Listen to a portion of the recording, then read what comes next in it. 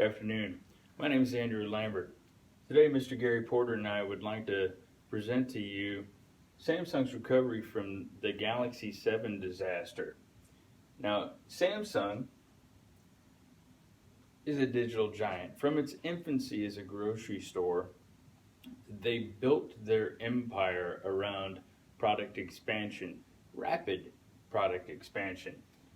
But the Galaxy Note 7 began to explode, literally explode, in September of 2016. Now, Samsung, rather than addressing this problem directly, chose to use euphemisms in an exchange program, not a recall, an exchange program to remedy the problem. But let's go back in time. Lee Byung-chul created Samsung in 1938. He created with a series of grocery stores, and as the empire grew, he moved his business to Seoul. As the Korean War broke out, he moved his business south to Busan on the southern tip of the Korean peninsula. He then expanded his operation after the war into wool production, textiles, and sugar mills. That expansion continued all the way until Philips began outsourcing their black and white TVs to Samsung, and that gave Samsung the opportunity to enter the digital age. They expanded their electronics division to such a point that they became leaders in mobile technology.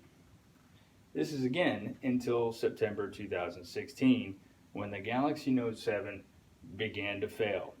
This battery failure caused the phones not only to burst into flames, but to literally explode.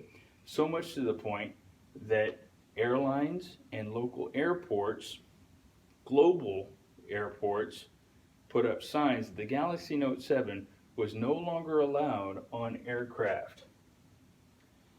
This left Samsung with some interesting alternatives. How to handle this particular crisis. They could have put more research into developing the technology properly instead of trying to beat the Apple iPhone 7 to market.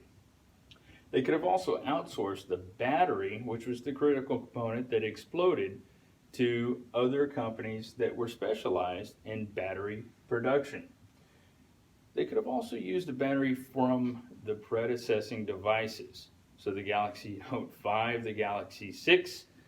However, they would have had to test this technology to make sure that that battery could handle the load of the advanced features of the Galaxy Note 7.